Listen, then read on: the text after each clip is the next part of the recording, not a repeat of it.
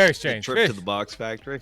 Yeah. Oh, okay. God, I was like, I don't think what those two else go would together. My Son is a Box be from? Well, I didn't think it was in the same episode. I was very confused by it. These cold opens are really... Yeah, and that's why I say, welcome to Geeks with Kids, the bi-weekly geeky podcast from a parenting point of view. I am one of your hosts, shit, Eric. I didn't know we were on. Joining me this week is Dave, Huck, Steve, and Brent. How's it going, guys? Brent. Brent. We should make an OnlyFans so people are cold over. You broke up, but I assume something about OnlyFans and OnlyFans and cold openings. There you go. There is. Jokes I moved, have it's fine, seen. doesn't matter. I think it's what's his? Well, I've lost it, so it doesn't matter. You lost the OnlyFans? Next episode, let's just do an entire thing in non sequitur Simpsons quotes. We could. We should.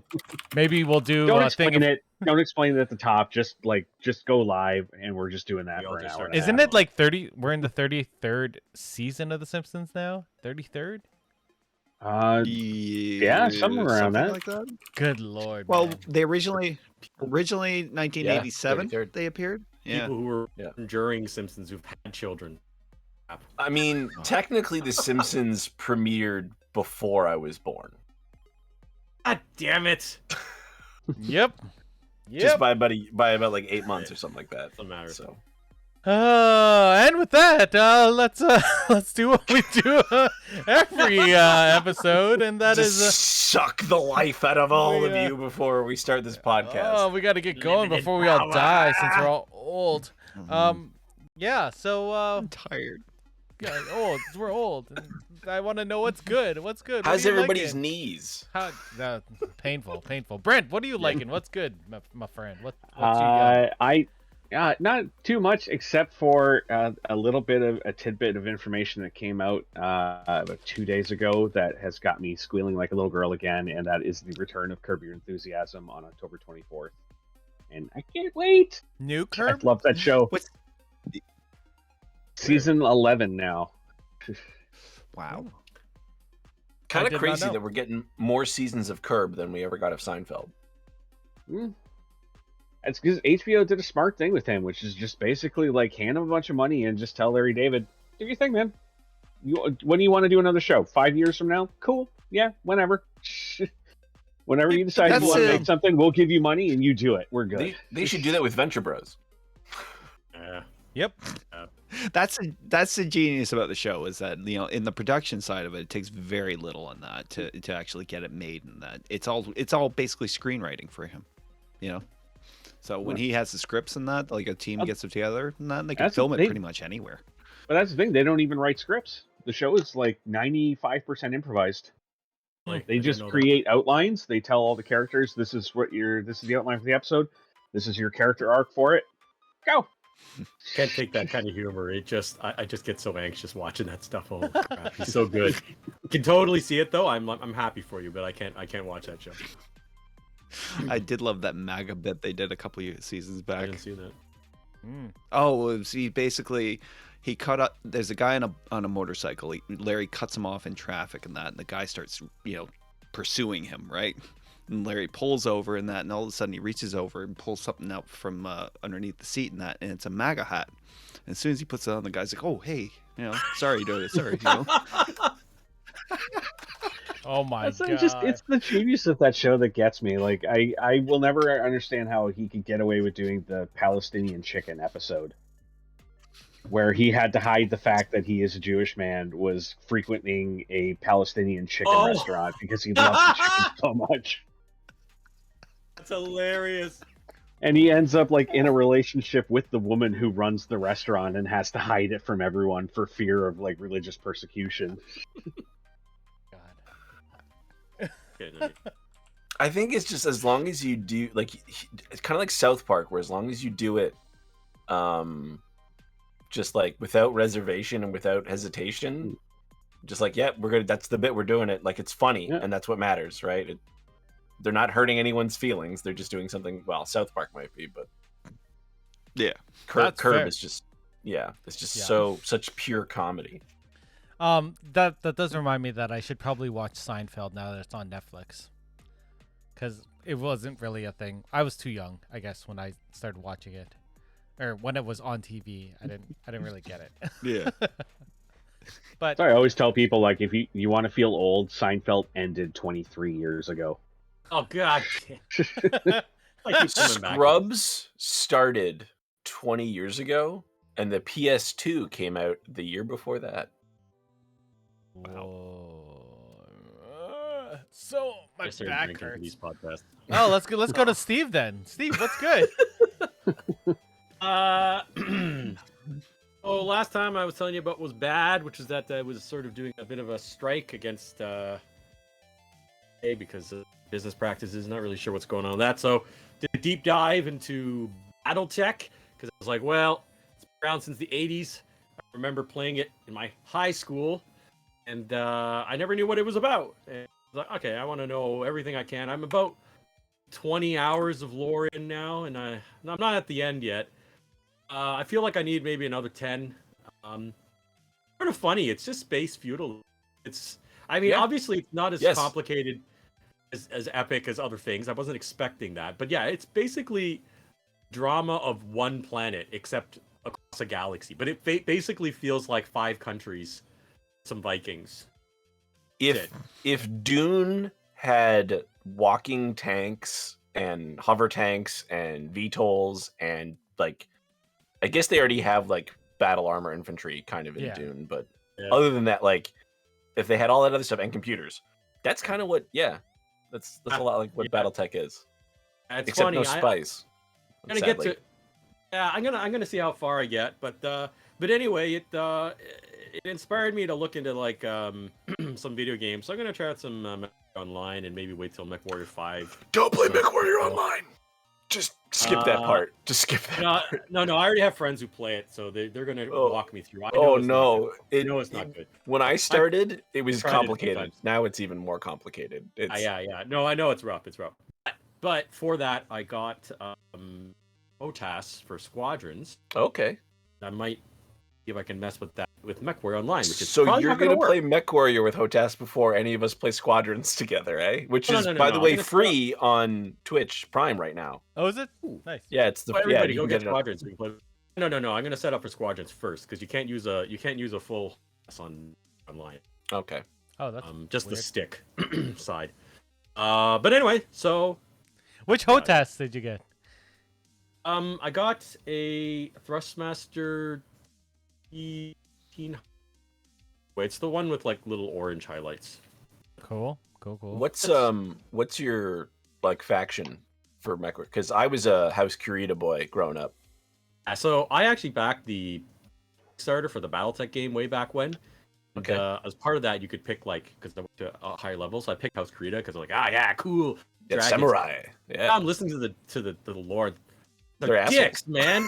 Yeah. Absolute assholes. Holy shit. I don't like anybody, honestly. I mean, the only faction I'm even remotely interested in is Comstar. Comstar's cool, man. Convoluted by the end. But yeah, no, I mean, House Kurita, it's got this little Mortal Kombat dragon. It's really cool, but they're assholes. They're the worst.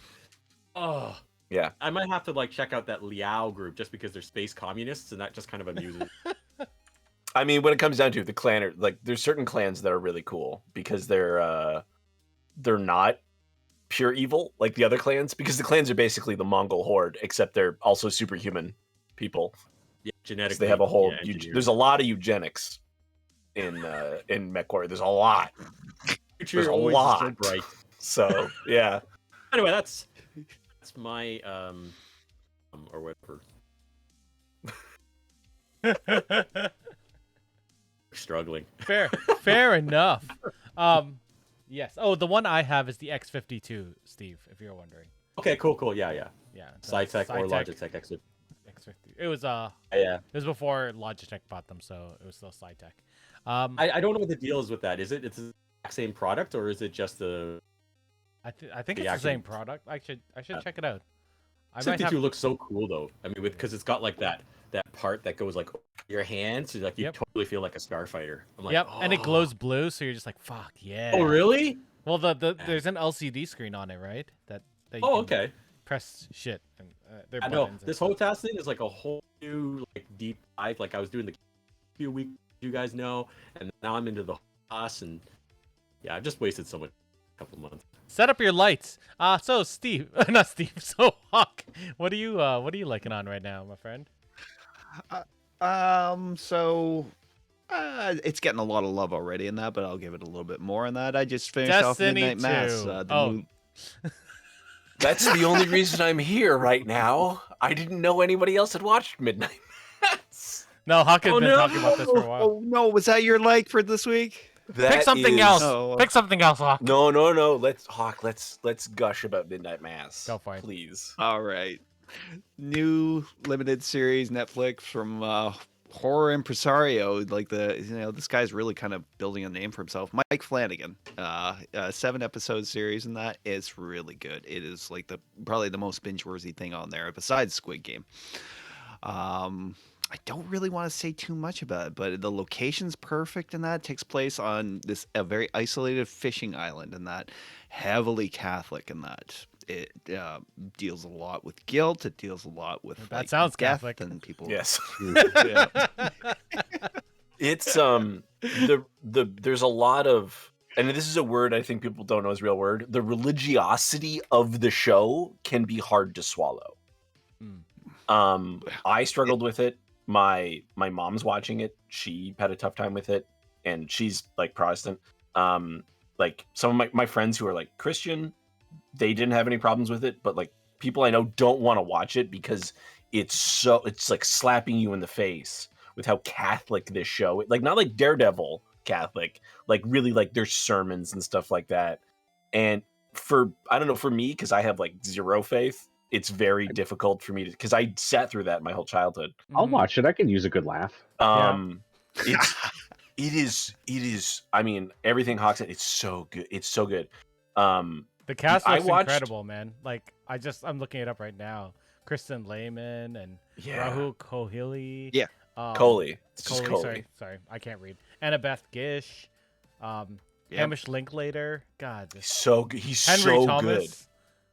Oh my God. Henry Thomas, I think, has been in every Mike Flanagan production. Same with Kate Siegel too. Yes. Kate Siegel. Sorry, I missed her. I don't know why. She's really good. Yeah. Because I watched Bly Manor last year because Rahul Kohli was in it, and then I kind of went down the Mike Flanagan rabbit hole. But I didn't like Bly Manor that much, and I really didn't like Hill House going further back. But because of this show, I decided to finally watch Dr. Sleep. Oh, I like that. Mike Flanagan, and I thought, why did I wait? Yeah, he did that. He did Oculus, and he did Hush, which is Kate Siegel is the lead in that. But this show is probably his best work. I would think the writing is good. I mean, like, there's a lot of heavy monologues in it, but they're all worth like hearing out. Would you recommend? I get what you're saying about the. Sorry, would you recommend binging it, or do you want like an episode and then sleep through it and think about it? You kind of have. You want to binge it. Is the thing. As soon as an episode ends, you go, "Oh my God." Okay. Yeah. Except for probably episode 1. Episode 1 is, because it's a kind of a slow burn. Because Squid Game, I've had to I watch an episode, I'm like, okay, I gotta process that for a day, and then I'll watch the next one. I'm like, okay, I guess I gotta do that again. I think it's paced so well that you don't need to stop. Another podcast talked about it. It's like an archer like pulling back on their bow. And when they finally hit the okay, I'm at full tension. When it releases, is like it hits dead center. They don't fail their city. Oh man! Thank you, Mr. Amel. He has a new TV show that's actually quite good. I haven't seen it yet. Heels. Oh, that's right. Yeah, it's about the wrestlers. The wrestling one. He's a big wrestling fan. Yeah. Hawk was going to say something though. Sorry, Hawk. Like I always do. I cut him off. Yeah. First. We were talking about the religiosity of it and that. Yes, it is hard and that, but it also fits narratively in the story and that, because like the Catholic Church in this island is like, the prominent faith. It's a majority faith in that. Even if it, at first you see it's like, it's waning among the townspeople and that, it's still so prevalent in that people just can't escape it. They have to actually leave the island to get away from these people. Does it take place in a real No, it's fictional. Okay. No, it's entitled. Is I it set think- now, Go ahead. or is it set in like? It's a set different time? now, basically. Yeah, there's cell phones and stuff. I think the Yeah. part of the waning of the faith in the show is why other characters push so hard, which is why you get such a just strong reaction to like, because there's like sermons, but like they kind of yell at you, and I'm like, man, this is like everything I hate. I'm being yelled at, and it's like Catholicism being shoved down my throat again. Like Red State yelling at you? No, it's just passion. It's just Okay. very passionate priest, Would you say and it's, not just the Yeah. priest, but Would you say it's a scary show or more like? It's intense? suspense. Suspense. it's suspense. It's more suspense than that. Yeah. It's the way it's much more. It's more emotional than horrifying. so you it's know? not also, like, it's not a cl- horror series. You'd... technically It is a horror series. in the way that like Rosemary's Baby is a horror movie, Dread. where it's like most people would be like, that's technically we would just call it suspense now, because like horror usually involves like jump scares now, and Mike Flanagan might do like 2 jump scares in 7 hours of content, so which is totally acceptable. Yeah. But like it's not like The Thing, which is like really tight suspense. This really just builds. Is there man. It just gore and builds. violence? I'm just trying to gauge whether There's I can watch gore, this with yeah. Meg. So no, I can't Yeah. watch it with Meg. There ends up being gore, yeah. Okay, that's fair. Yeah. I don't mind. Just sometimes I like But- watching these types of things with Megan, but then if it goes too far on one side, she's just like, nope, that ain't happening. There are definitely people who couldn't stomach watching the later episodes of this show, Fair. for sure. Ooh, now I'm debating whether I watch Yeah. it before I go to the cottage this weekend, or I mean, I'm debating whether or I not I start watching it tonight. yeah. I was thinking couldn't. In fact, you know what, man? Have a good show. that. Right, yeah. Hey, this is your episode. I couldn't wait until the next podcast because like I'm about to leave because I have nothing to talk about for. Wait till I'm the done. But I will. But like I had to talk about Midnight Mass. I'm like I can't wait 2 more weeks. You have to go watch this show. Well, our next episode is gonna be our Halloween episode. Maybe we talk about Midnight Mass. Yeah, I know this Yeah, isn't I'd technically be an audio podcast, but I'm shaking my head very violently. we can hear it in your microphone, or Good. either that or that's Steve's You want radio to. station. No, you can probably hear the Just clicking a from bit. my headset. Yeah. Just as long as everybody's seen it at this point, Oh because my like God. I will I'd have love watched to it by talk then. about the plot, but No. but as soon as you start talking about the plot, you're like, oh, okay, I see where it's Yeah. going. But Well- It's a tight, yeah. Like the show, nothing is given away. You said Nothing 7 is episodes. like, 7. it's 7 episodes. They're basically like 55 minutes each, so you have 7 hours. some are to over watch. an hour, so Yeah, That's fine. Yeah, we never got to do our stand episode last year, so let's do Midnight that's Mass. because it wasn't good. It It just yeah. wasn't good. Yeah. The first episode was good. The first episode was good. I disagree. the first episode. Really? I That was didn't the like only any one. of it. That was the only one I liked. I didn't like any of Yeah, it. Oh, There's a person on that show that I liked when the end credits hate, rolled at the so. last episode. I was just sad after that. Yeah. All right. Cool. Maybe we'll do Midnight Mass for next season, or we talk about Mike Flanagan. We could do. I haven't watched all of his series though. I haven't watched all those movies. I don't think I've I watched mean- anything of his. I haven't even seen Doctor Sleep. Doctor Sleep is so good. Oh, if when See, you're Dr. done Sleep Midnight really Mass, is. when you're done Midnight Mass, you're gonna want to watch Doctor Sleep. Just watch Doctor Sleep. It's good. It's really good. Watch the longer version Okay. because I the longer version's good. the director's cut. I didn't know this. I just watched it on Netflix. This is Netflix, Doctor I Sleep. think, has the Yeah, director's cut. Director's cut was released with the Blu-ray release. I picked it up like that, when it came about out. a Blu-ray? I didn't get around to the theater. I Physical media. I mean, I have a bunch. I just don't watch them. But this is the same guy who did like The Haunting of Hill House and Blind Manor and that. Blind Manor. Yeah, I've been, basically, I've he's honestly doing I've a been meaning show. to watch. Those are shows that I've like wanted to watch. I'm not a big fan of like supernatural horror and like hauntings and stuff like that. But like all accounts from everybody, they're like it doesn't matter. Watch them. I They're fantastic. So, I couldn't finish Hill House, and Blind Manor. I just decided to like push through, and there's some parts that are good, but I'm gonna technically spoil. It's Taming of the Shrew, is what it's inspired by. That just makes me So, want to watch it more because that um, confused me. It doesn't feel like it when you're watching it, but when you get to the end, you're like, oh, That doesn't Okay. spoil it for me because I'm culturally ignorant. Yeah. Have you seen 10 Things I Hate About You? That's also Oh, Then you know now Tammy you of ruined Sure. it for me. That's the weird thing is that like I mean you'll just you have to watch it. I don't think it's a strong theme, but it's apparently that's what it's inspired by. I like that you got the 10 Things I Hate About You. Yeah, that's pretty funny. I love that movie. It's a good movie. My I balls. told you, culturally ignorant. Yeah, let's think about doing Midnight Mass. I think that's awesome. Oh, it's so good. I will talk about what I've been liking, and there's been a lot of things. I did the Halo test just the past week, which was fun. But today, and because of Steve's list with Brittany, I watched all the Ip Man movies today. All of Oh them my lord. today? Yeah, there's 4. I know. I've seen them, but I wanted to watch them. The one I wanted to watch, which isn't technically part of the Ip Man stories, is Master Z: The Legacy of Ip Man. Ip Man's Legacy. I don't know if you've heard about this one, but it looks really good. And that's the one. Somebody but, else though, right? Yeah, but it's like an offshoot of the Ip Man. Yeah, series. it's kind of like Never Say Never. Yeah. Oh, it's based on the one of the enemies of the third Ip Man movie. The guy he defeats in the third one is like the main guy in that movie.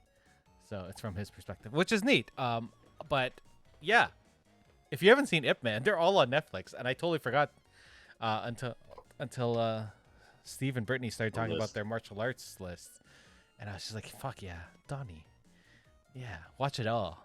Oh, so good, it's so good." And if you guys haven't seen them all, like, yeah, they're very good. I had not a slow day at work, but an entertaining one at least. Yeah. So, Ip Man. I Yeah, haven't, I haven't seen any of those. I haven't you haven't seen it? Oh man, they're good, and they're No. the first I think I've one seen is the first and the second one. the first one's sort of based on truth.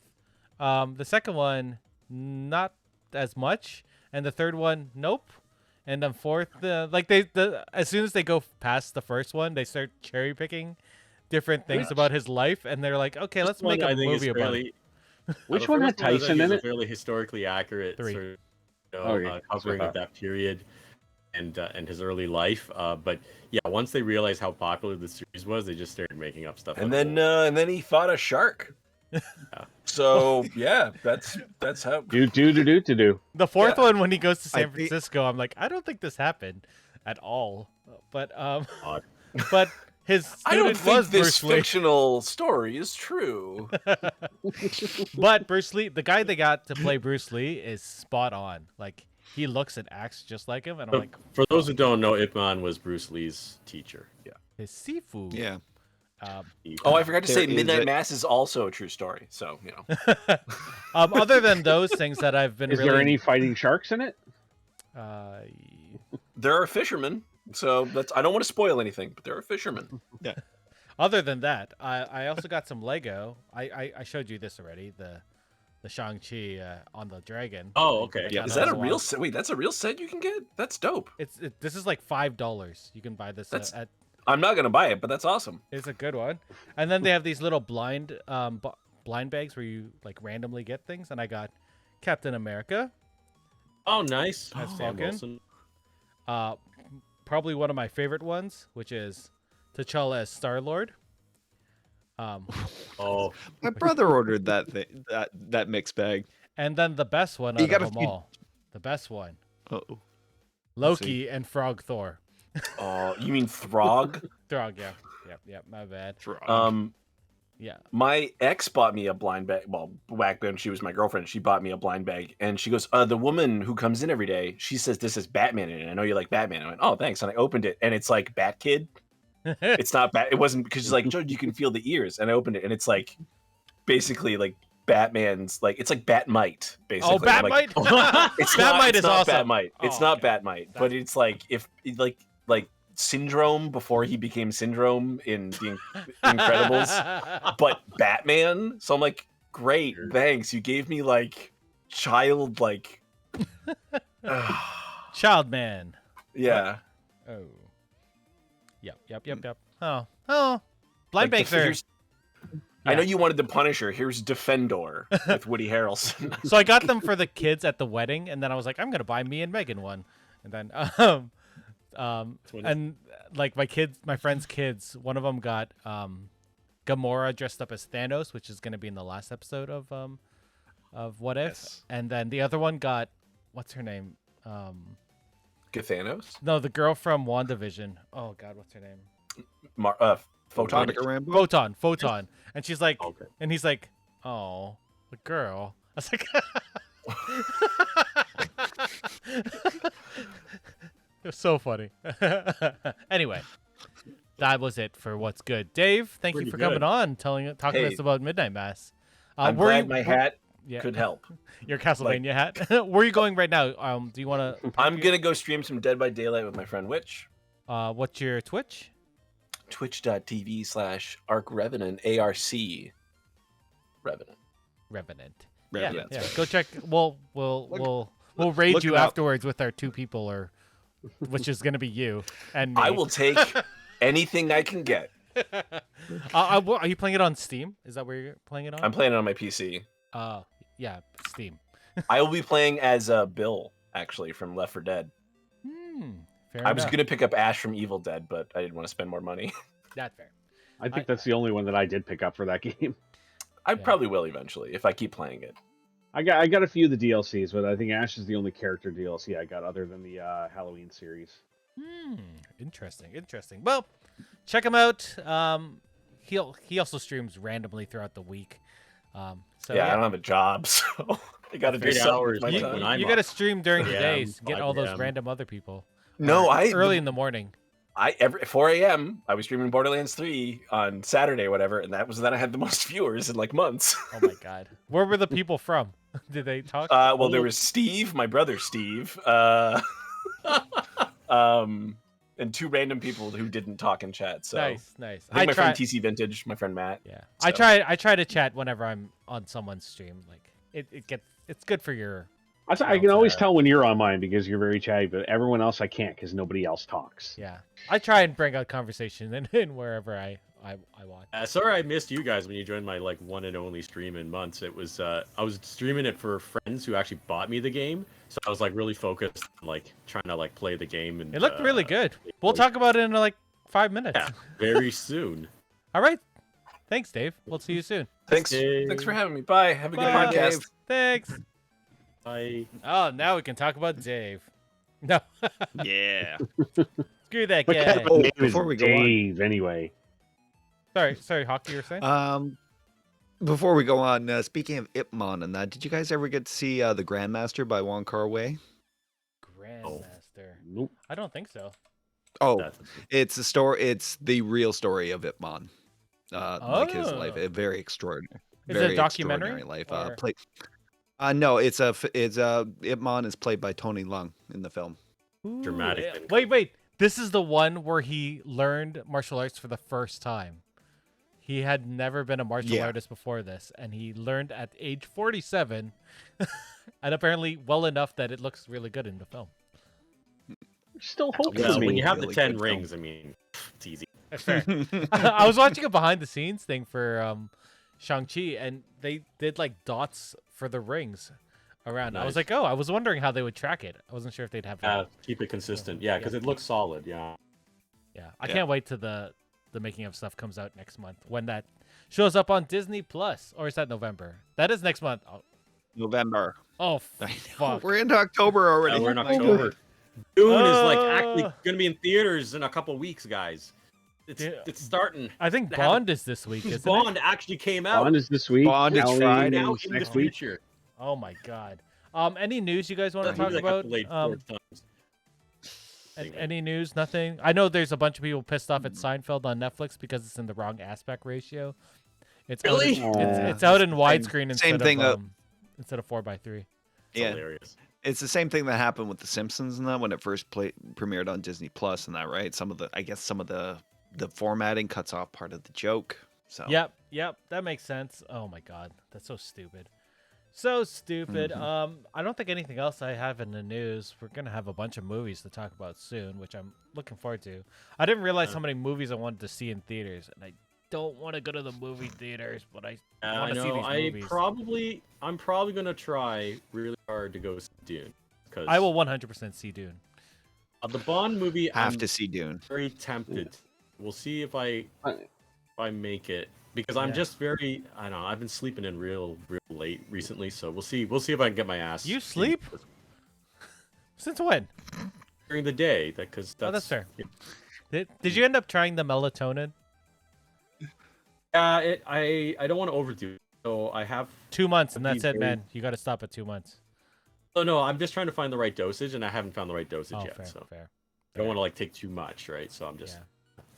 Yeah, I was told to only take melatonin for 2 months, and if it doesn't fix your circadian rhythm, Sleep cycle. Yeah, same thing. You gotta lay off of it and then reintroduce it later, so you don't become before it gets too much in your system or something like that. Oh sure, yeah. But yeah, other than that, I don't think anything else is new. Apparently, there's some new Eternals and other trailers, but I'm not watching them because Eternals is out next month.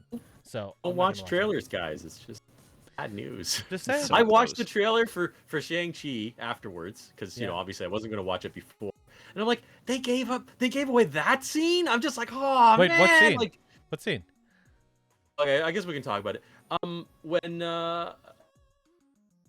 go to get Shang-Chi after he's found his sister, the father steps out and says, I told them that they wouldn't be able to kill you even if they tried, right? Oh. Like, that's a really powerful, dramatic scene within the context of the film. And if you knew that was coming, I feel like that would, I don't know. I didn't see that in a trailer, so good. Good for me. Yeah. It was in a later trailer. I only watched the very, very first teaser one that was super fast. It was just... I watched the first two. That's what I usually do. I watch the first one. Well, the second one had that scene. Yeah. And the second one had the dragon in it, too. And I'm just like, God damn it. Oh. Yeah. Wait. Are you saying the second full trailer or the second trailer overall? Because they had the first, they had the teaser, trailer and then they had the story release. one. Yeah, so I didn't see the dragon. So they give away the dragon in one of them. Why? That's such a big thing. No. Oh, I know. I know. It's not important because we're here. We're talking about Metroidvania games because Metroid Dread comes out in 4 days. Oh my god. I'm going up to the cottage on Friday, which means I'm going to be playing Metroid at the cottage. Anyway. Nothing wrong with that, sir. Exactly. Well, I guess I should be spending it with my kids. I am going to be playing Metroid Dread in my left hand. I am going to be playing Far Cry 6 in my right hand. Oh shit. Far Cry's on Thursday, isn't it? Oh my god. There's a lot of stuff coming out. Far Cry, at least thankfully, is one of those games for me that like I can pick up and put down and come back to. It's not one of those games that I need to like dedicate all my time to. Yeah, Far Cry is sort of, you don't really need to get invested in the story. Sometimes the story's good. Like New Dawn had a great story. Far Cry 5 I thought was a little 6 looks good because Giancarlo Esposito's amazing. Yeah. I didn't like the story of Far Cry 5 so much, but the actual like structure of the game is something that I'm hoping that they keep going forward. They kept it New Dawn. I love the whole choose your own adventure aspect of that game of like, here's the 3 different communities led by these 3 different people. Take them out in any order you want. Play the game your way. I'd love that. Yeah. They're very much the Burger King of video games. Wait, is that the right one? Your way? Harvey's? Fuck, I don't know. Anyway, Metroidvanias. I'm going to just do a small little intro. Metroidvanias are a subgenre of action-adventure video games. The name, I'm reading this off of Wikipedia, obviously. The term is a portmanteau of the names of the video game series Metroid and Castlevania, obviously, with games in the genre borrowing from both series, typically based on 2-dimensional side-scrolling platforming gameplay, although not really, not always. Metroidvania games feature a large interconnected world map that players can explore, though access to parts of the world are often limited by doors and other obstacles that can only be passed once the player has acquired special items, tools, weapons, abilities, or knowledge within the game. That's a pretty good summary of what a Metroidvania game is. I wanted to also mention that this was normally a 2D platform, but then Metroid Prime came out and was like, fuck, we can do this in 3D, and they did it. And I remember everyone being like, I don't think this is gonna work out. And then I remember a lot of people being very angry when that came out because Super Metroid is, for me, was until a specific game we're going to talk about later came out. Super Metroid was my favorite game of all time. It is the one I have the most fondest memories of growing up. And I remember all the people who were on the same boat as me when that came out. You know, like, what? It's going to be like 3D and like first person view and like how are you going to grapple? How are you going to do the? This is going to be so stupid. And I'm one of those firm believers that give it a chance. Especially Let's Nintendo, just see what they do with it. And I thought they absolutely knocked it out of the park and brought a whole new evolution to the genre. Like I thought Metroid Prime was maybe not so much 2 and 3. I was not. I love 2 and 3. The first one is really the one that sold it for me. The rest of them I felt a little bit lacking. But it also was the game that made me scan every single thing in a game, and now that it's continued to every single game afterwards, I'm just like, I have to get all of the knowledge, all of it. Hawk and Steve know this from Destiny, but I did this for everything. like Control. Like, we're gonna talk about this later, but Control is a game where I had to find everything just so I could learn about this world. Metroid Prime did it so well. Like I've talked about it before, like the platinums that I have on PS4. I'm working on Bloodstained right now, which is another Metroidvania, a fantastic one. It's Ritual of the Night, such right? a grind. It is such a grind trying to get this platinum, but this will be number 110 for me, and Jesus, man. that's the platinums all go back to Metroidvania style games, like the games where every time I'm walking through somewhere and I see something that I can't do yet. Got to do that. I got to figure out how to do that. So it makes me want to explore everything. These are the games that made me want to come back and do everything and before these games, I never wanted to replay a video game before. And now it's like I want to get every ounce of everything out of them, and it's all because of this style. Yeah. So to say I'm passionate about Metroidvanias is an understatement. This is why we're doing this. This is because we were talking about Metroid Dread, months ago, right? It's got to be months now. Since you've joined the podcast. It was announced in May or end of May, early June, and I pre-ordered it like the moment it was announced. Yeah, you had joined the show by then, right? And we had started talking about it pretty. I came in around late June for the Ratchet and Clank review.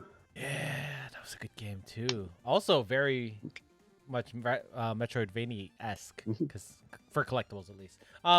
Any thoughts on the genre before we move on? I was gonna say, when this topic was announced, I was thinking I wouldn't much to contribute because I wasn't really quite sure what a Metroidvania was, and then when I started looking up, games that counted, I accidentally had played one and had really enjoyed it. And I was gonna say, I think one of the features for me, as someone who is not versed in it because I didn't seek them out, is the feeling of immersion, of like being in the space and discovering.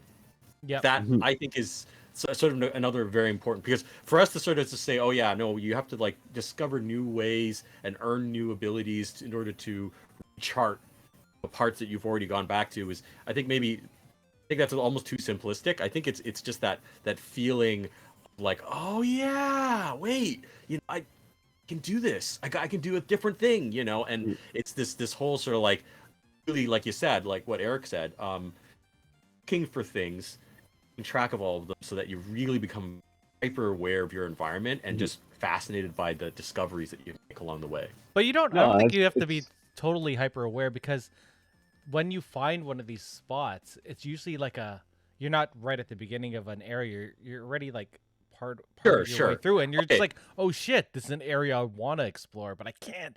And then you're just like, God, maybe I'm overemphasizing it. Yeah. I guess for me, because I'm more of a guy who plays very repetitive end game loop games, it's a bit of a different sort of set of skills for me to pay attention in that way. It's a game. Let me put it this way: Metroidvanias, I think I can say this. I mean, Brent, let me know. But they're generally games that are designed with attention to detail in mind. It's not about like fixating on details, but it's just game rewards you for paying attention. Yeah, for sure. Thinking. It's very much that. Like they want you to remember every little thing that you've seen along the way, so that you'll hit a point in these games where You're like wandering around going, I can't do anything. I don't know what to do. I don't know where to go.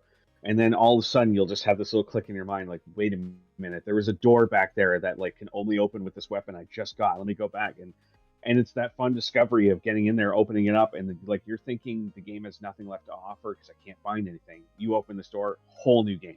Mm-hmm. It just opens up even wider for you. Like, Hawk, any thoughts on the genre? I think everybody's covered it pretty well. We started talking, just babbled on. I know. I'm going over in my head, like, because I have my pick for tonight and that. But you know, my pick came out like in the kind of the wild, wild west days of like game development and that. So I'm like, I like your some pick. of it doesn't. I like your pick a lot. Yeah. Well, it makes me think of Jumbo Video. Yep. Ooh, free popcorn. Matt Moore. When I like, do you think of a? Can you remember the first Metroidvania game you played? Yeah. No. I know mine too. Hawk, I'm gonna go with you first. Do you guys talk about it? Go ahead.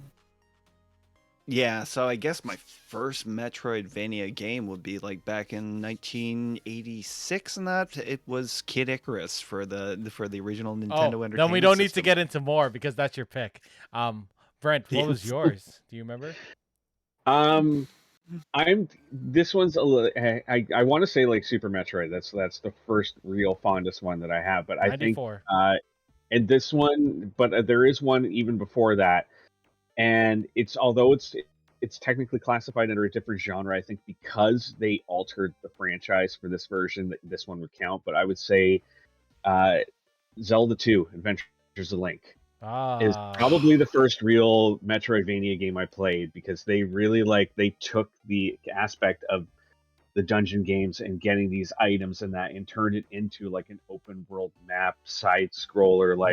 Now you've got this, so now you can go back and do this. Now you can go and take care of this. Now and you can get stuck in places if you go there by accident. Fuck that game. You know, it's like now I can go in that cave because I have light. Like So that was the first one that really grabbed my attention. Fun fact for those who follow the Zelda timeline, Zelda 2 is the last one in chronologically in one of the streams. There are 2 streams. But yeah, there you go. Also, surprisingly to me, the most hated of the series, which I never understood. I always loved it, and I applauded them for trying. Yeah, people expected the first one again, and they wanted something new. It was the side-scrolling bits that people really hated. Which, I guess. I don't know. I don't know. For me, I never understood the hatred for it. Yeah. No, there was a lot of new, it was a newness feature of it, and that, like the side scrolling, really threw people in that, because, the Legend of Zelda was like, this amazing, like, kind of top down, you explore anywhere you want, and then like to have it just kind of, back and forth like that. But there were so many good dark elements to it, and that, especially like at the end where you had to basically fight a dark version of Link. Yeah. I don't know if you guys remember the BBSs. Remember bulletin board systems when you used to call into other computers? They had a game called Legend of the Red Dragon that was pretty much Zelda 2. Yeah. So I used to do mods of Legend of the Red Dragon 2. Like in the Niagara region all the time. This is not my first game, but I used to make mods for them. So people would be like, "Can you make a blah blah blah version of this?" I'm like, "Sure, give me some money or something." But the most popular one I had in Ontario was a Star Wars based one for Lord 2, and it was actually quite good. Anyway, Steve, do you remember your first Metroidvania game? Exactly. I mean, the funny thing is, I played Metroid, I played Castlevania, and I played a lot of those early games, and even Hawk's pick. And I just wasn't really into them for some reason. I think at that time I just didn't have the patience, maybe, or I was too keen on looking up like spoilers, and I mean that's the antithesis of this genre. I mean, the whole point is to make everything click for yourself, right? So, honestly, I can't think of other than what I'm going to be talking about being the first one I really engaged with. So I've played them all, but not really. I never finished any of them. I just kind of dabbled, and I was like, they're too much work for me, and I guess I just quit. It got good for me, and Yeah, a lot of the early Castlevania games don't really fall into the genre. Those were more like action. Like it's specifically like where the title of Metroidvania came from was it was a combination of Super Metroid and Castlevania Symphony of the Night. Yep. Like that was the first one that really altered the genre. Well, it for was that more specific of game. how good Super Metroid was, because the original Metroid Yes. was still a Metroidvania game, Yes. but it was shit. Yeah, I liked it. No, it was shit. Yeah. It was shit. It was Okay, really so bad. my first game, I still have, my first game was Metroid in 1986. I was 5. I used to play it at my cousin's house in West Virginia, and I had graph paper that I would map out, like the whole areas. Like it was like that's how much I love this game. And then once I found out that there were multiple endings, I was like, "Fuck! I have to beat under a certain amount of time." And then I did it, and I got the green-haired ending, which was amazing. But that was my first one. I love the original Metroid, and now I can't play it because I'm terrible at it. I don't have the reflexes of a child.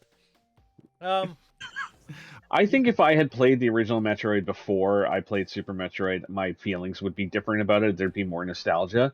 But because I played Super Metroid first, you go back to that, it's like it was the not jump. garbage in You comparison. might ended up like me. I mean, Eric got into it. I didn't. Like that was sort of where it ended for me, and it's where it began for Eric. So maybe not. Well, I do have to agree with Brent. Super Metroid is probably one of my favorite games. It's my second favorite game.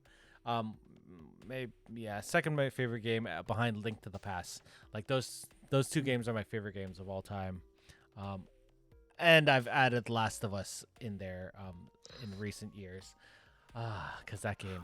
Whew. quick question. Did anybody play Simon's Quest, Castlevania 2? I did. Yes. Yes. Yeah. That was I used to play that at my neighbor's house after school. Yeah, I'm trying to remember who, because I didn't own that one. Either I rented it or I played it at a friend's house, but I don't remember who. I remember my cousin had it, and I used to play it at her house all the time, and then she'd come over and play Castlevania 3 at my place. The first time I played Simon's Quest, I rented it from Woolco. Remember Woolco? Wilco, wow. Rent from Yoku? Yeah. really We had a retro. little video place inside of Woolco, like near the front. I remember this clearly, which is really weird. And then that's also the first time I played a Super Nintendo at my house, is because they rented out systems as well. And it came in this really heavy case. Like, oh man, fuck, Woolco.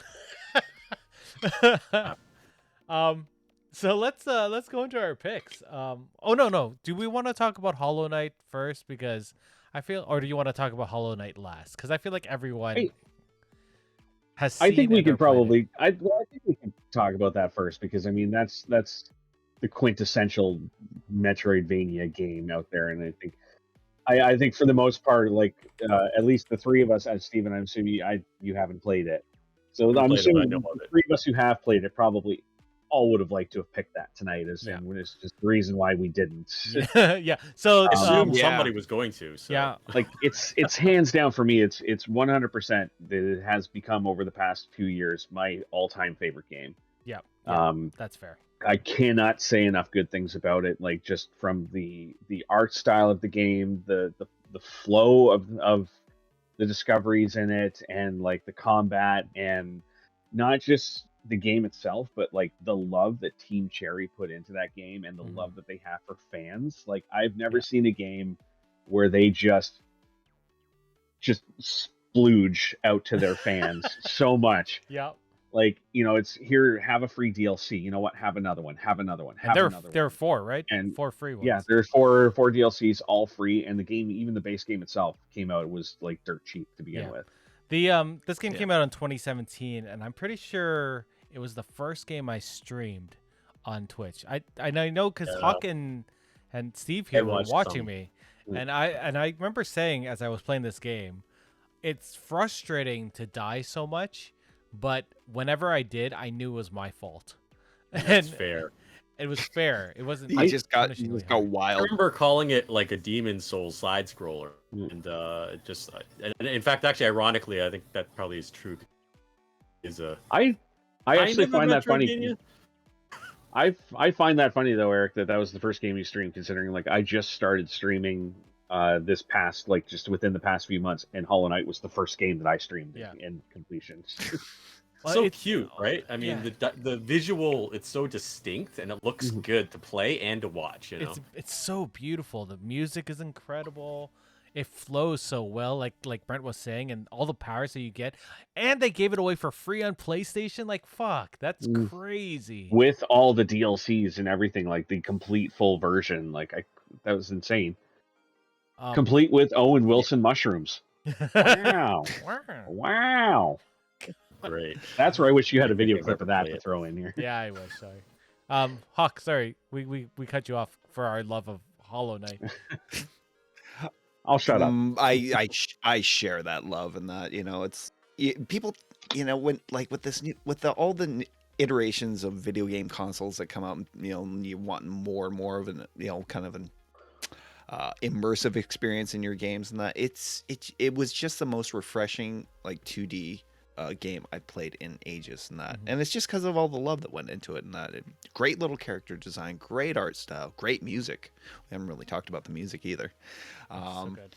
Like I played it for a while, I put it down for months and that, but when I actually picked it back up and got back into it, and that I couldn't believe how much I was obsessed with it again, and just getting like those little upgrades and that take you into those various regions and that were frustrating you.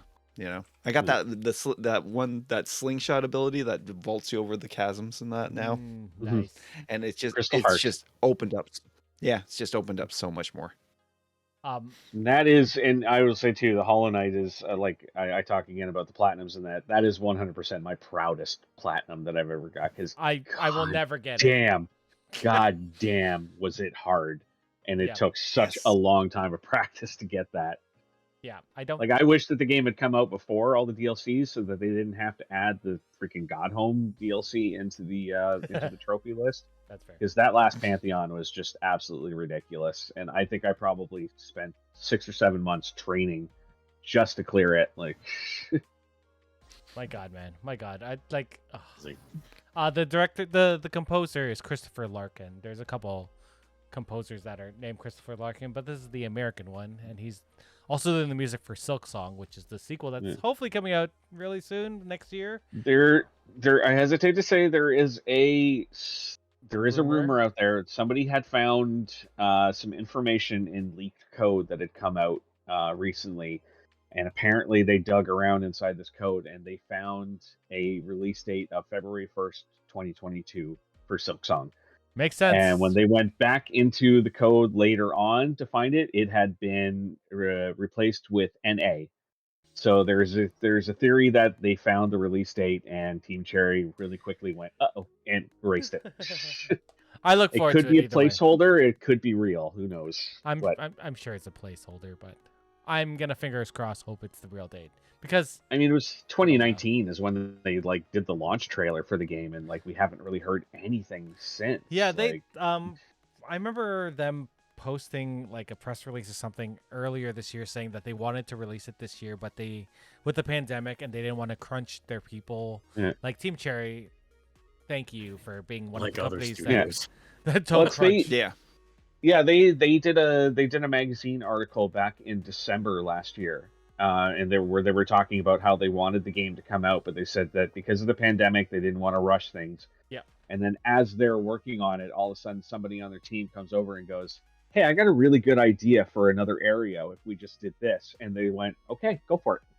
So they said that's one of the reasons why it's taking so long to come out, is because they just keep having these ideas for more and more, and they don't want to not do them. Yeah. I love it. All right, let's go into our picks. And I feel like since this is Brent's episode, Brent gets to go first. Brent needs to drink some water because he's been talking about Hollow Knight a lot. Hollow Knight. What a wonderful game. It is available on, let's see, PC, so Windows, Mac, Linux. Holy shit. Nothing's on Linux. Nintendo Switch, PlayStation 4, which means also PlayStation 5, and Xbox One, which means also Xbox Series X. It's also available on Xbox Game Pass for free, so if you have that, you can always install it there. It was new to PlayStation as well, like, which surprised me when they put it out as for one of the free games so quickly. Yeah, it was exclusive for a while. It was exclusive for PC for a while, and then finally the Switch released it, so I bought it for Switch, and then finally PlayStation released it, so I'm like, oh, I gotta buy it again. So I own about 4 different copies of it. Like, And it runs well on all of the systems, which is crazy. yeah. Crazy. All right, Brent. Hit us with your... Yeah. So I wanted to say before we go forward, this might not be our favorite Metroidvania game, but it's something we want to talk about. That's what I want to iterate for that. Yeah, like I had a lot that I could to choose from. Like there's so many out there that I absolutely love. Sundered is such a wonderful game. Mm-hmm. I've been playing the crap out of Bloodstained Ritual of the Night for the past week, trying to get the platinum in that, and loving every second of that. Maybe not so much now that I'm in the grind, but I wanted to find one that really stood out to me the first time I played it, and really like kind of surprised me, and in a way almost kind of revolutionized the Metroidvania genre a little bit, and that's Salt and Sanctuary. It was released in 2016 by Team Ska, which is a very small independent studio. It's all hand-drawn animation throughout the entire game, so it just has this absolutely beautiful aesthetic, and it's all very like dark and grayscaled and very atmospheric. And it's almost anytime you're fighting an enemy, it's all very like washed out to give it just this like really kind of like artistic look, which is wonderful. But the thing I love the most about it was like I became a hardcore gamer when Dark Souls series came out, and this is the first game that really kind of crossed genres of those two, where it really was the first like 2D version of a Dark Souls, like From Software style game, where not just from the difficulty, but the way that the map works, where everything just all kind of loops back on itself. How everything is all very interconnected throughout it, which is wonderful. It has awesome RPG elements where there's about, I think I read today, they said it was 600 different items that you can get in the game. All towards like crafting your character for like outfits, like armor, magics, weaponry. It has like an immense skill tree. Like if you wanted to max this thing out, you'd have to get your character to level like 800 in order to like fully explore everything that they have to offer in it. Good lord. But I've played it 3 or 4 times now, and like it's just one of those games I can pick up, start playing, get frustrated because it is like, they did definitely borrow the difficulty level from Souls, and the fact that like if you die, you got to backtrack and get your stuff back and redo those areas again, lest you lose everything. That's fair. But it has other like interesting new elements to it as well. Like there's a religious element to it, which was kind of neat, where all of the save points you have to activate by belonging to a specific religious sect, and if you don't, we call that the Midnight Mass effect. There you go.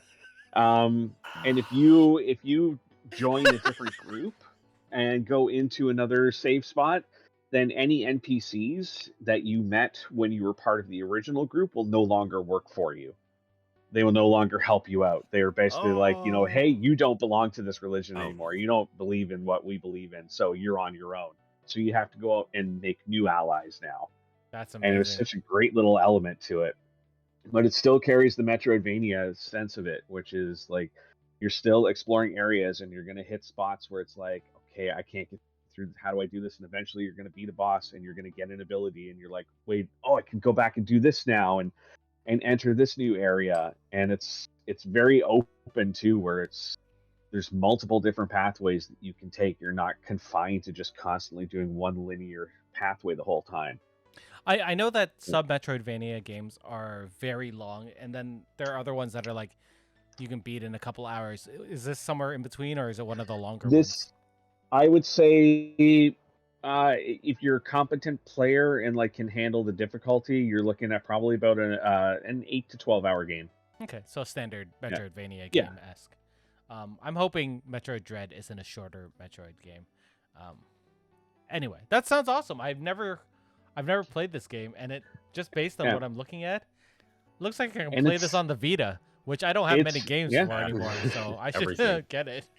And like, not only like is it just a wonderful game, but it's begun to spawn a lot of clones, and like a lot of people are looking at it for inspiration for other games. Like, there's been a couple specifically that have come out recently that like Grime very much borrows I like heavily Grime. from this game. Vigil, The Longest Night is almost exactly the same aesthetic, just a lot more colorful.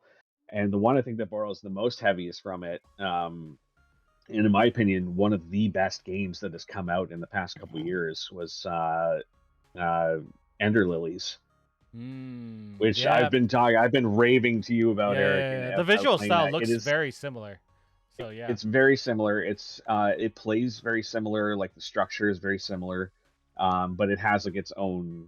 Ender Lilies has its own kind of gaming system toward, like, I'm not sure what you would say exactly, but its own like combat and inventory system that's very different. But it definitely, like, it owes a lot to Salt and Sanctuary as like a Nice. game that kind of like led the way for games like this to come out.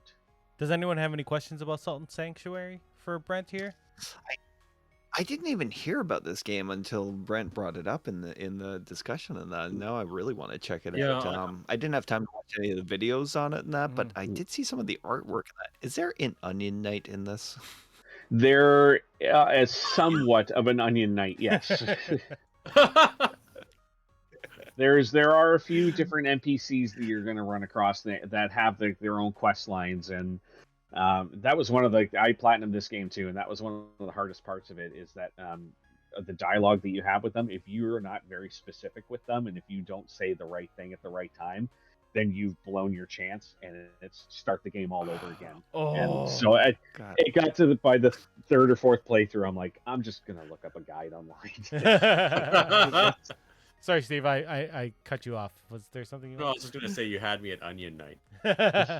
So this is Salt and Sanctuary. It was released in 2016, and it's available on the PlayStation 4, the PC, the Vita, and as of 2018, the Switch as well.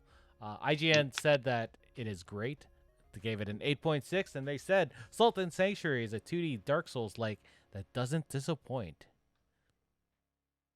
I thought one of the greatest quotes that I was reading about it recently was somebody basically like wrote in an interview that this game is this game is going to make every big studio cringe at what can happen when two people really work their asses off for something. Because it was such a small studio that blew all of the big studios out of the water with games like this at the time. Good. Yeah, That's if good. only that were true. Yeah. The big companies are Yeah. happy to whip 200 people into submission and put out poop. Call it Yeah. something. All right, we're gonna move on to Hawk. I was gonna go to Steve, but I So- think I'm gonna go to Hawk. Yeah. All right. He's got the Icarus I smile on. decided to go.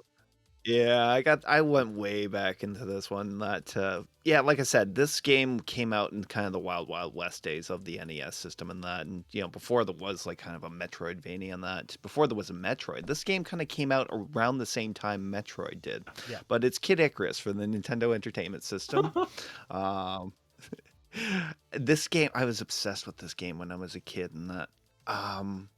I don't know how best to describe it, but it was a very basic story. It's based on old Greek mythology and that. But you played Pit, this little cherubic Cupid guy and that, who was cast down to hell by Medusa and that, and you basically spend your a lot of the game trying to ascend up from hell and that in a platforming system and that.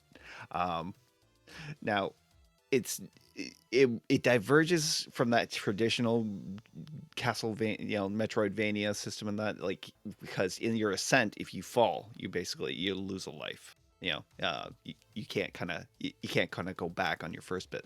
It's when you get to the dungeons and that it becomes like more of an exploratory system and that, because you can go back, forth, up, down, and that, and kind of map your way through and trying to find the boss and that. It has an upgrade system, like there are through, like, you basically collect little hearts from like various enemies that you kill and that, which function as currency. You can extend your life bar. You can acquire like these you can acquire feathers so that when you do have an unfortunate mishap where you actually fall down and that basically your character gets lofted back up in that to a platform. Let's see.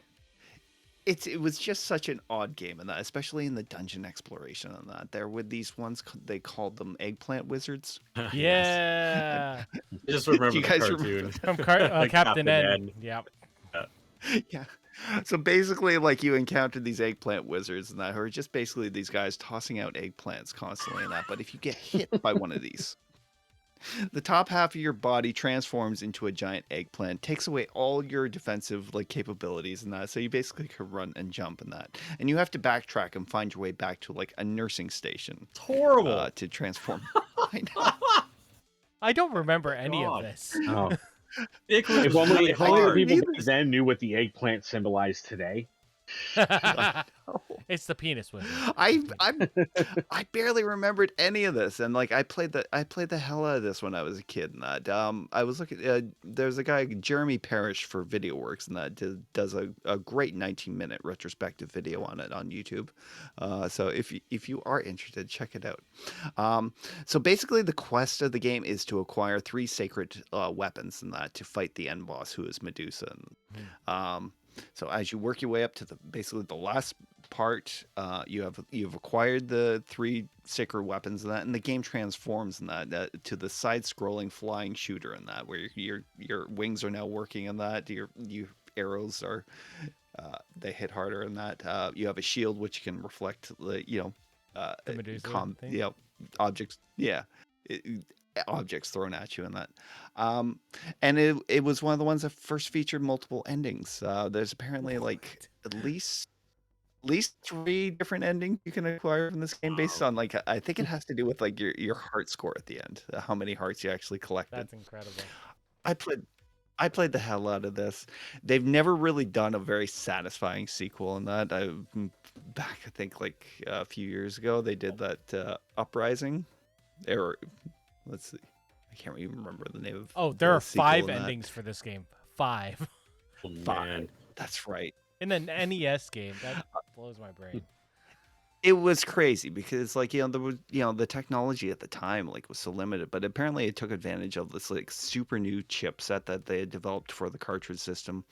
It was one of the first of the silver pack games that came out, if you remember. Like NES games always came in the black box. This came in the silver pack, which was the password pack. And if like in saving or kind of starting from a save point in the game, and that you had to input this 24 character passcode that they gave you in that. In the game they would call it the sacred words. This watch has more power also, than all of those combined. It's so crazy. But at the time it was like, wow, I can save my progress. Yeah, but That's amazing. But can you play Icarus on it? I probably could. Probably at least Doom, right? At least Doom, because Doom plays on everything. Sorry, Hawk. No worries. And the password system also featured that crazy function where you could, basically, like people started sharing around, like, hey, I found a code that works where you get unlimited lives and that if you punch in, because usually they give you a bunch of random binary characters and that to punch in. If you actually punched in like specific words, like Icarus fights Medusa, they all had to be 6-letter combos in that, but you could unlock like god level mode on it. I remember Nintendo Power having these codes in it and being like, yes, finally I can get past something. Oh my god. Amazing. I remember this. Oh no, we lost Steve and he's back. There he is. What happened, Steve? I have no idea. That's hilarious. Keep going. I remember You found a warp point. Whistle just happened. I remember this game being very hard and me being like, nope, can't play this game. Even though I played the shit out of Metroid, I couldn't play Kid Icarus. I know it's on the NES. It's on the Switch right now on that NES emulator they have on there. I think you can play it right now. Okay, I don't have the NES emulator. I just did the Super Nintendo get both, man. emulator on that. Yeah. Yeah. I'd like to go back and try this out. This is one of those games that escaped me back then. I knew all about it because I remember I used to watch that cartoon, the Captain N cartoon, Game and Masters. Icarus was one of the main characters on it. It was part of like the Captain N's team. So I always wanted to go and play that game, but it was just that was back in the day when if I wanted to play a Nintendo game, I had to beg mom and dad to buy for me. Yep. And it was probably between that and Little Nemo Dream Master, and I had to get Little Nemo Dream Little Master. Nemo is such a good game. Oh, that was a good game. See, Actually, I think that's exactly what it was. We were in Florida for Christmas, and my mother said you can have one game as your Christmas gift, and it was between those two, and I was like, I want Little Nemo. You chose correctly because that game was the tits. Like that game was so good. I remember those. Remember, like you're like, okay, Christmas is coming up. I can ask for one thing, one game. You pick the right one, and you don't know because sometimes you're just like, there are no reviews. It's like, well, the box art looks cool. Yeah, rough. I mean, I was gonna say though, back then, subtle differences between the control schemes of some of these games, and just like how far you jump, how much you slide, could make Mario versus Mega Man, for instance, right? Because Mega Man was the game I chose for my Christmas present. I could not play Mario at all because the running. Well, Mario and jumping, came with it, didn't it? With the Nintendo Entertainment System, the original Mario came with it. It came with versions of it, not all of them. Oh, that's fair. Mine came with Hogan's Alley, so that's fair. I got the one with the robot, so it. So did we. But that's one of those things where I remember renting Kid Icarus from Jumbo Video, which is why I have memories of it. I remember just seeing it on the shelf with all those other ones, and it was just too tough for me for whatever reason. I don't know why. I just think the controls. Yeah, I couldn't do it at all. It was. I remember Kid Icarus just being super hard. That's my only memory of it. Yeah.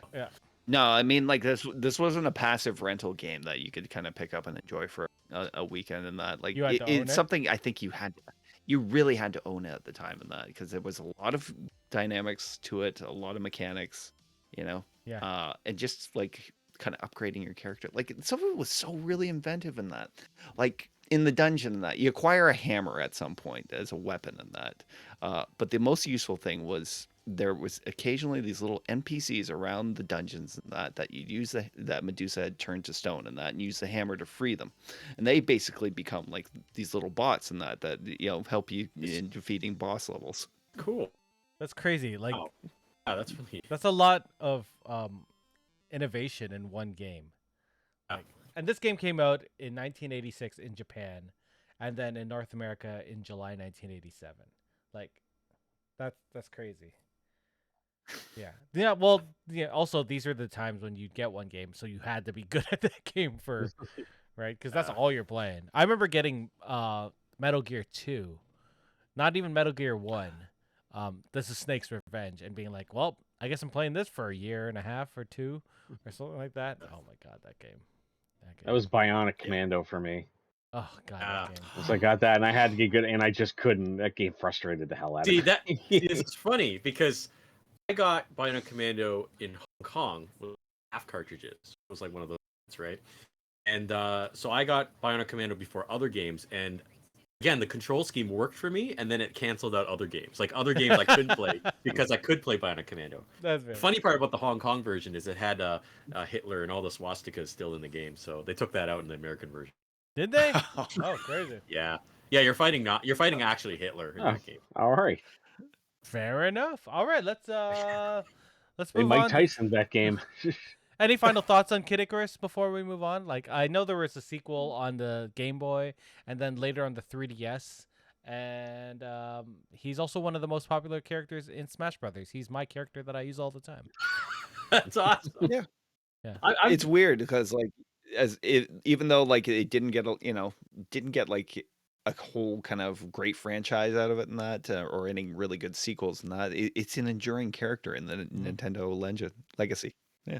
No, that's what I was going to say. I'm surprised that he does show up in other as a reference because it was really good. I mean, even though I knew I couldn't play it, I knew it was a great game because there were a lot of Nintendo Power articles on it, and I could tell it was like one of the top games, And he was in Captain N, right? He had to be a popular character. Yeah, he was. Yeah. Well, Eggplant Wizard was one of the main villains. So yeah, Pip was definitely one of the it was Mega Man, Green Ivan, Mega Man, and Pip, and then I don't know if there was a fifth one or not. But yeah, it was Mother Brain and Eggplant Wizard. And you mean racist Mother Brain? We're all kind of dated characters at that time, so let's not get into that. The N team was Kevin Keane, Princess Lana, Duke, Simon Belmont, Kid Icarus, Mega Man, and Game Boy. Remember Game Boy? He was fun. He was added later seasons.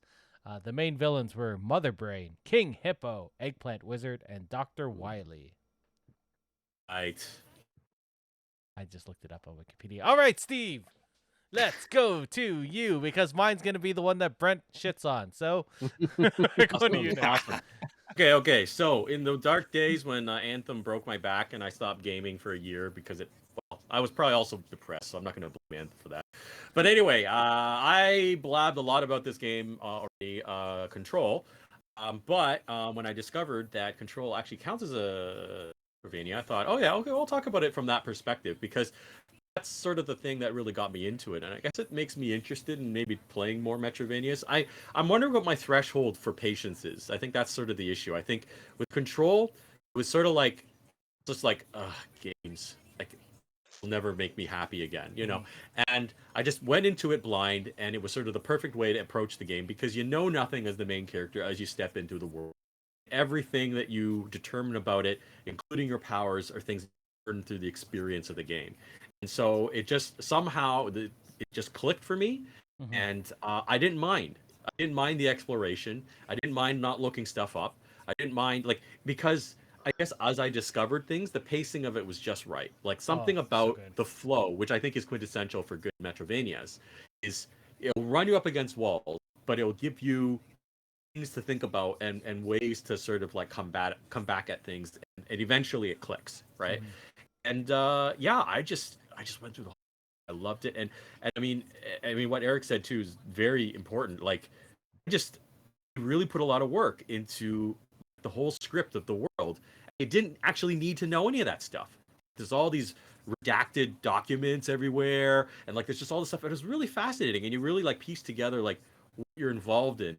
And at the same time, you're learning new powers and upgrading, and then being able to access new areas, and just eventually the oldest house just becomes this playground that you're just warping all over the place, trying to like find what other crannies. So I don't really know what else I can say other than the fact that I guess that I think about it, maybe Dark Souls was my first Metroidvania, but again, I didn't finish that one. I don't think so. I don't think Dark Souls counts. No. I think there's like a spectrum of Metroidvania towards Dark Souls type games, and I think Control's right in the middle of that, which is great because it doesn't have the super hard combat of a Dark Souls game. Yes. It has the fun combat of a Metroidvania game but sort of like on the more towards the Hollow Knight of it being fair and hard.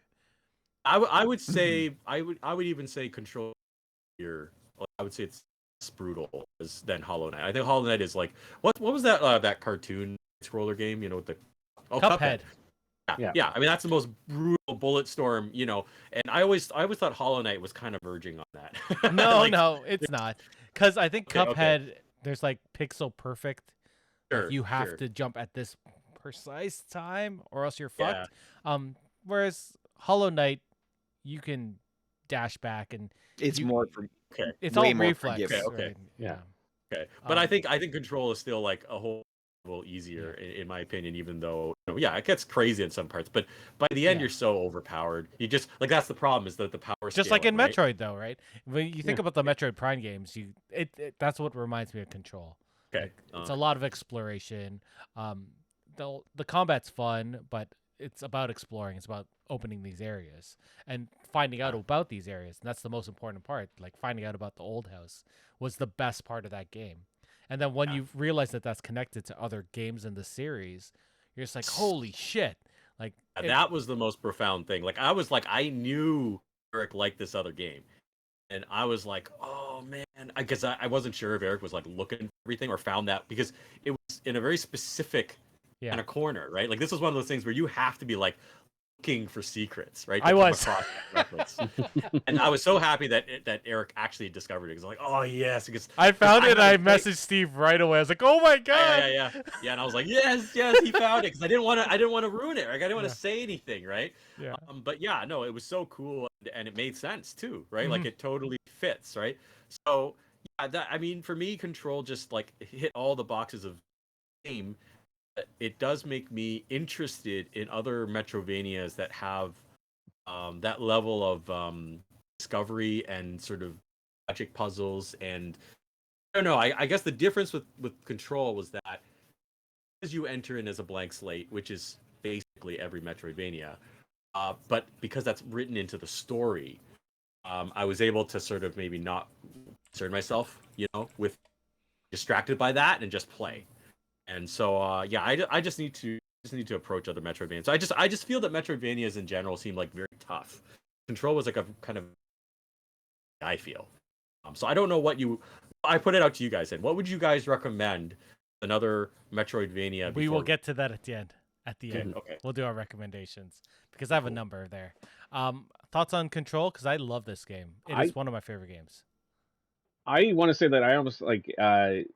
I love the assessment that you had where it's that because you love Control that now suddenly you want to go back and play Metroidvania games is the exact it's almost like the exact opposite situation for me where I had no interest in playing Control until I found out it was a Metroidvania game and then that enticed me to want to play it. And I still I played a little bit of it. I haven't actually really gotten into it. It's still on like a long queue of games that I need to sit down and play one day. If God damn it, if everyone would stop releasing games I want to play lately, I could get to it. But I just kind of find it funny that we both kind of had like that same appeal, but in opposite directions. You just got to find that Metroidvania that clicks for you. Appreciate that arc of discovery, right? That arc of wonder, right? That is contained within a game that you don't know anything about, but it teaches you and you realize what you learned and that matters. I don't know, I'm not really explaining it, but it just that was the one that clicked for me. And luckily for you found Super Metroid, whereas I'd already given up because Metroid 1 kicked my ass and then Kid Icarus kicked my ass and I was like, forget it, Mega Man all the way, screw these games. Hawk, thoughts on Control? Control was I bought this based on mostly on Steve's recommendation. I know it was like already top of game of the year and that when I actually sat down to play it and that, but the actual experience was incredible. It's the influences, it's like this really leaned hard into like, I'm going to say David Lynch, in terms of its like its story design and that, character design too, man. Character design, everything, the old house and that it's like, it reminds me so much of the Black Lodge and that it's like this place you enter and you might not ever leave. And it turns out to be a very evil and ancient place. And there's even garbled text in the game that was very Twin Peaks. I thought that was great. I thought that was amazing. Oh yeah, like transmissions from something ancient that you're it's incomprehensible, and that just mixed with like a really fun like play style to it, and that you become kind of god power in that, but like it's an amazing kind of god power at the end, and that especially going back through old hallways and that because I don't know, it seems some of it seems to actually get tougher in that though. They do. Like the I more think they power scale you up. unlock. There's a little bit of scale. Yeah. The DLC is also incredible, right? I haven't played it yet. I haven't played the last one yet, and Which one was the last connection to Alan Wake, right? Oh, okay. That one's PWE? That one's all right. The best one is the Foundation, I think. Foundation was really good. Where the chief of security disappeared, right? Like yes, yeah. Okay, all right. Control is definitely in my top. I want to say 5, if not top 3 games of the past 10 years. Like, it's that the last 5 years, even at that. Like, wow, that game, just everything. And then there's like sequences that just occur in the game. They're just like it's the maze, we're always talking about how good the maze is. So we'll just explain this just in case anyone plays the game. There is a section of the oldest house called the maze. You will actually try to attempt it too early, and you like, what the hell? I can't get through this thing, right? And that's just because you're not quite there yet. So just don't worry about it. Eventually, a way will be provided, but they purposely allow you to enter the maze, and it doesn't work. Okay. Yeah. But when you finally are given a way through, God, I wish I had streamed that. Because Me too. Oh, I was just. Oh I my wish you God, told my me to voice stream that time, because I was just Ditto. like, what? What This is is happening? crazy. What? All right. So when I finally sit down to play, because I got when they released it for PS5 on the PS Plus last year. Yeah. I'll stream Yeah, my first playthrough of that. When you so get to the good. maze, that's the part. So No, stream the whole game. The whole game is. I'll worth stream the it. whole game. Yeah. One word of advice: never take your eyes off the fridge. always. How do you think I got to be 240 pounds?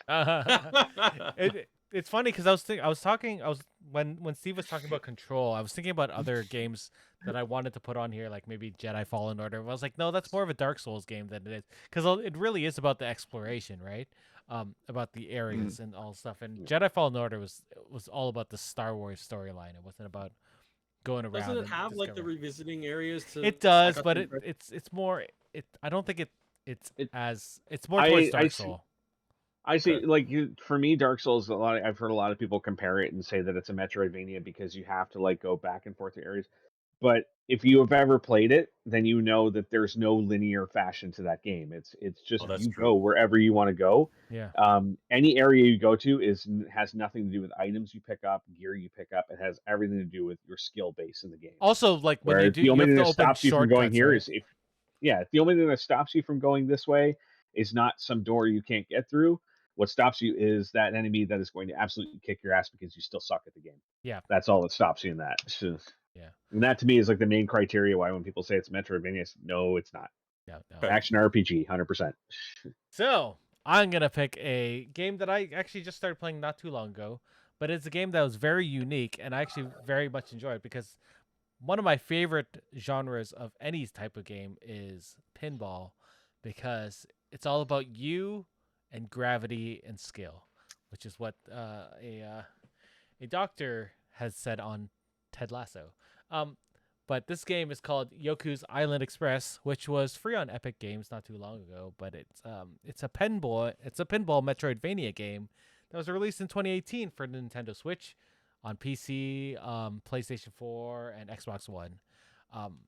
It's a different type of game. You play this little dung beetle that's pushing around a ball, and then there are flippers all around this island. You're a little postmaster. You're delivering mail across the island, and you eventually unlock different powers and different ways of opening up new areas in the game through pinball. So each section is like a little pinball map, and then you travel around the world with this pinball thing. It's so unique and different, but I know it's not for everyone.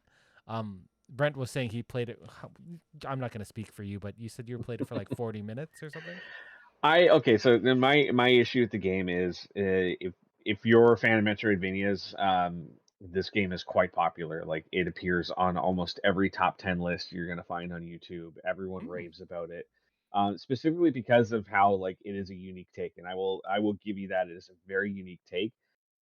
However, it's not a unique. What they don't say in any of these previews is that it's not a unique game, or it's not a game for everyone. It's not a You game have for to everyone. like you have to like pinball 100%. to enjoy this game. They don't say that. They just go, it's incredible. It's so different. Try it. It's like, no, you have to like pinball. You have to, and not even like, I think you have to love it, because there are shots that you have to be so precise, and people who don't play pinball know, like there are angles that are just so fucking precise in it, and it's a true pinball game. It's a pinball game, yeah. It's pinball. It's imagine like a pinball table had a story behind it, and like and it continued on to other tables. Like but after like like I said, I played probably for about half an hour, 40 minutes, and after that long of just playing pinball, I just was like, It's not for me. I'm not going to shit on it. I'm not going to say negative things about it. I'm not going to say it's a bad game. I'm just going to say it's not for me. No, for sure, it's definitely not for everyone. I think it's I like the story, I like the art style, I like the characters they introduced. I think they're really unique and funny. I applaud the effort. I applaud that they tried, that these guys tried something different, and a lot of people love it. So good for them. Yeah, it was created by Villa Gorilla and published by Team 17. So the people who make like Overcooked and the Worms games. So they published this game, and it's that unique, quirky feel that they had in those games, and it's in a pinball Metroidvania style, and it's like it's so different. And I definitely spent. It's not a long game. Like Control is a long game. It's easily 30, 40 hours. If you look for everything, not including DLC. Yeah. Kid Icarus. I don't know what NES games used to be. 5 endings though, man. That's that's got to be a long game. What did Brent pick? Salt and Sanctuary. You said was 8, right? 8ish? Yeah, you're looking 8 to 12. This is a based, much shorter game. This is like 5 hours at the most. I think I have like 80% of the secrets in the game, and I've been playing for maybe 4 hours. So it's a fun, quick game. But it's an enjoyable game, and I like going around to the different areas just to play pinball. And finding, I still haven't found everything, which is neat. I like it. Any questions about Yoku? There's a quick travel system as well, which is ridiculous. I did get it in the Epic when they gave it away. I'll have to take a look at that. I mean, I'm not a pinball lover, so or wizard by any measure. So I'm interested just because I think it's interesting we called the genre Metroidvania, because I think for a long time it sort of stuck in that range of where that definition was, and only now I think we're gradually getting weird sort of deviations on that original form. Like some mechanics are starting to become introduced, and people are experimenting. So at the very least, people are experimenting what it means to be a Metroidvania. So I think, from that perspective, I'm just sort of amused by the idea that the game is nothing to do with Metroidvania has been merged with with one, apparently. Yeah, pinball of all things. Like that any sense to me. Wow. Yeah. Okay. All right. Well, if you guys don't have any questions for that, let's go into this. Sorry, Hawk. Sorry, this sounds amazing. Like a kind of a short Metroidvania game with pinball. I love pinball. It's on Switch. If there was a pinball machine, yeah. I mean, I was that guy. If there was a pinball machine at a bar and that, it's like everybody else would go off and drink and talk and that. I'd be there at the pinball machine. Yep, so. same, Hawk. I love the first game I got on my Oculus Rift was Star Wars Pinball, like, and I couldn't even log in today because Facebook was down. Oh god damn it. Boo. Yeah, I think it's a fun little game. Give it a chance if it's like cheap on sale or something. Steve, you got on the Epic sale or on the Epic free game. I picked it up off of on the Switch. It's usually you find it for about like 10 bucks, 15 bucks. It's one of those games that's on. It's one of those games that's on sale constantly. So yeah, definitely go see it. I think it would be good. And now going off of what Steve said, let's give him some recommendations, because I think Steve deserves to play more Metroidvanias. And I know there's a bunch of people out there that might want to introduce Metroidvania to a friend or a kid or something. And there's a lot of games out there that people would love. How many do you want to give each? I can give like 10 myself, but I could. So let's make sure this is for a beginner, a Metroidvania game for a beginner. Yeah. Like at least one or two. Yeah, I'm not going to recommend like Blasphemous here. Like, no. How about me and Hawk? Are you into the Metroidvania genre very much? I'm trying to think of like another game I could recommend right off the bat, but all right. I mean, I think off the bat. Yeah. Okay, well, we're definitely there's the obvious one to recommend if you've never played either of the Ori games. Ori, yep. Oh, I haven't. Just absolutely visually stunning. Smooth combat, incredible storylines too. Like just very, very emotionally. Like they hit hard emotionally. These games. I texted Brent during this game, the ending, and I was like, "Why am I tearing up at the end of this video game. I think that I think the first one more so than the second one was a Oh, lot yeah. more emotionally hard hitting. But the ending of the second one though was. But the second game was just far superior play wise. The combat, yeah. Combat and, so I mean, traversal was so good. 100% you can't go wrong with those games. Another, like, if I was gonna, and like I said, Ender Lilies, but that's a little more like That's a little hard. that has a really good storyline. It is definitely on the harder spectrum, so I don't know whether or not I'd necessarily recommend that. I'll give 2 since you gave 2. Beautiful storyline right now. Oh, I've got more. Yeah, no, but I'm gonna save some, so maybe Hawk can give some. I'm gonna give 2 in the form of 1 right now. It's the Guacamelee games. Guacamelee, okay. Both of those are done So by. much fun. They're hilarious. They're about luchadors, and there's a magical chicken, and I don't want to ruin it because the 2D style is really good. It's fun. Again, the combo. I actually have some of these games, right, just from sales and whatever else. But I always assumed they were just platformers, so that's why I wasn't that interested in them. I didn't think there was anything more to them, right? So bullet hell platformers. I was like, this is Canadian too. So Guacamelee is made by a small company in Toronto. I know one of the guys that actually works there, which is actually crazy. Nice. What else do I want to say? If you want to do a Metroid game, Metroid Zero Mission was a really good game. I think that was on Game Boy Advance. But their emulators are online. You could play it there. There you go. Owlboy. Did you play that one, Brent? I didn't. You didn't like that one? I wanted to like it, and it was quirky. Or actually, I wanted to love it. And I just couldn't. That's fine. I thought it was a good game. It just didn't capture me the way everyone was like praising it. I didn't really get the praise for it. Fair. It was good. It was fun. It was fun. Hawk?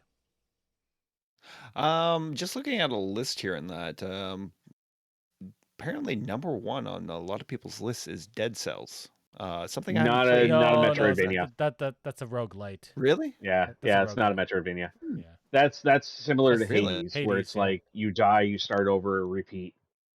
And then you unlock things as you die. Yeah. I would put the Steam World Dig games on probably a beginner. World Dig? Yeah, there's a bunch of games called Steam World games, but the Dig ones are the ones where you explore throughout. Steam World Dig, the Shantae series is pretty good too. Yeah. Wonder Boy. If I'm gonna recommend one, actually, like the last one I'll really recommend here is, and this one doesn't start out as a Metroidvania. It starts out as a very classic side-scroller action game, and then I don't really want to spoil it, but let's just say midway through the game, it changes, and it changes in a very, very interesting and wonderful way, and just becomes this brand new game out of nowhere. And I can't believe that they pulled it off. The Messenger. I don't know this. What is this game? Yeah, it's a 16-bit, or it's an 8-bit Metroidvania game. And then the only part I will kind of spoil is that there's some time travel elements to it, and when you hit the time travel elements, all of a sudden the game switches to a 16-bit game. What? And it kind of goes back and forth between the two as you're playing.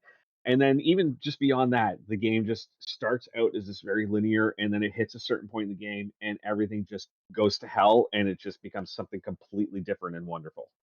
And I don't want to ruin from it. Devolver. From Devolver, Yeah. yeah. Oh my god! If you look on like YouTube lists, it is a lot of people's number 1. Like it is, and it was a game that not a lot of people heard of. I kind of just I heard about it launching. I bought it the day it came out and forgot about it. And then 2 years later, sat down and played it. And I was like, oh my God, this is incredible. This game the looks first like very, Castlevania.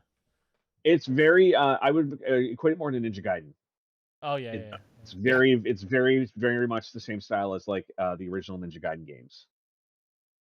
Oh. And that's the first one of all the ones you guys have listed. I actually don't know. Yeah. Ones I've seen or actually probably already own. That is, wow. It's fantastic. I can't say enough good things about it. I have one I wanted to throw back at you guys. I streamed it a couple days ago, and I will probably again on Wednesday. It was a gift from some friends. It's also by Devolver, but it's very short, probably 3 hour, a little quick one. But it's called Carrion. in which you play an amorphic Carnage-like blob, and you think it has no story, but it does, and you're just basically trying to escape from some underground laboratory, and there's all these humans, and you get to eat them. A lot of nice munching sounds. I've seen it. I'm debating if I want to buy it now on the PC or if I want to wait till it comes out on PlayStation, because I know they've announced that it's coming out soon. So yeah, they just put a trailer out for the PlayStation. And I think it'll control excellently on the PlayStation. But the thing that makes it interesting, and maybe a lot of Metroidvanias do this, but you can evolve yourself in a way where you get larger. Every iteration that's bigger changes your powers. So in order to traverse certain areas, you have to leave behind body mass or gain body mass in order to reacquire the abilities to get through certain zones. And that actually does make you weaker. So you have to be careful. Like once you make yourself back to the original little tiny blob, you're very vulnerable. Because I like that. That's where this thing is insanely huge at the end, right? So I'm really looking forward to getting to the second half of the game. I like that. That's a very unique take on like a game, like different, like on making a game like not artificially difficult, but like where you have to be like strategic about it. Yeah. You have to decide which lesser or greater form you're going to take before you section and try to get through it. So I've earned 3 powers and I'm loving all of them, and I'm sure there's going to be way more. So right, it's super awesome if you think human life is cheap and people are cheap. I highly recommend it. If you've ever empathized with the thing, the actual thing from the movie, if you ever empathize with the creature, this game is for you. Yeah, exactly. There was one game I was going to ask you guys about because I never played it, but I do own it because it was free on Epic, I think. Axiom Verge. It looks very Axiom. It's great. Is it? Okay. It is. It's a real good throwback to like original Metroid, in that style of game. But it was one of the more unique ones that I've played, where like the actual like gameplay itself is very reminiscent of a lot of other games you play, but the abilities that you get as you go through the game are very unexpected. Like I'm so used to playing these games where it's like, oh, here you're gonna like, I need a double jump to get over this, and like I need a dash to get past this area. And in this, you're getting like, here's an X-ray gun, so you have to learn how to like X-ray certain things so that you can figure out where loopholes to get through them are, or like here's some kind of like void ray that like makes everything like scrambled and pixelated in order for you to be able to pass through it. Like it was just a very like very science fiction-y take on the genre. I like that. That sounds neat. Maybe I'll try. And the sequel, the sequel comes out relatively soon, so I'm looking forward to that one. Interesting. All right. Any other final games you guys want to talk about? Check out those Guacamelee games; they're great. I think I actually have a bunch of extra codes, so maybe we'll do a giveaway if I actually find them. I get humble bundles, and they're I have like so many codes that I just don't use. Should just give them out to our listeners. Yeah. All right. Any other final games? Any last thing? No, I can't think of anything either. I'm gonna probably nothing that hasn't already been mentioned. Yeah. I'll give one shout out to one little indie game that I played a long time ago that was really fun. Is Chasm. It was another kind of unique style game where it's a Metroidvania style game, but it's randomly generated every time you play it. Oh, okay. So it made it a lot more interesting, like for replayability. So it's a short one too. Like I think it's probably only about 3 or 4 hours to finish it. So interesting. I'll have to check all these games out. And if any of you out there listening have any suggestions for us, make sure you send us those thoughts. We're everywhere. All that stuff is in the post crawl. Thank you, Hawk. Thank you, Steve. Thank you, Brent, for coming on and talk about Metroidvania games. I'm gonna probably go, and because it's 11 p.m., I'm gonna go watch Midnight Mass. I'm sure that's not gonna give me any nightmares or anything.